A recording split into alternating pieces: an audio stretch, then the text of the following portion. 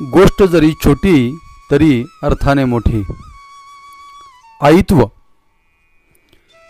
खूप वर्षांपूर्वीची एक गोष्ट आहे. पतीच्या निधनानंतर मानसी तिची कौस्तुभ आणि काव्या ही दोन मुले घेऊन काबाड कष्ट करत एका लहानशा पत्र्याच्या खोलीमध्ये राहत होती. मोठा कौस्तुभ आणि धाकटी काव्या. कौस्तुभ अभ्यासामध्ये हुशार असल्यामुळे त्याला 12वीमध्ये चांगले गुण मिळाले.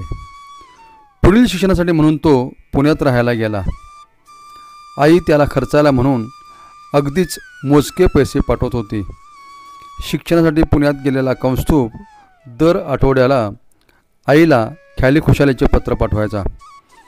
काव्या ते पत्र आईला वाचून दाखवायची आणि नंतर पुन्हा पुन्हा मानसी मनोमन वाचायची. नेहमीप्रमाणे एकदा कौस्तुभने आईला पत्र पाठवले. काव्या ते पत्र वाचू लागली. त्यात कौस्तुभने विशेष अधोरेखित करून लिहिले होते, आई, मी इथे आनंदी आहे. माझी जेवणाची पण चंगळ आहे. तू माझी कसलीच काळजी करू नकोस. पत्र वाचून काव्याला आनंद झाला. नंतर मानसीने ते पत्र स्वतः मनोमन वाचले आणि त्या दिवसापासून एक वेळचे जेवण सोडले. कारण त्या पोस्टकार्डच्या शेवटी कौस्तुभचे अश्रू ओघळून सुकून गेले होते. कौस्तुभने त्या पोस्टकार्डवर पडलेले त्याचे अश्रू पुसण्याचा केलेला केविलवाना प्रयत्न आईच्या नजरेतून सुटला नव्हता.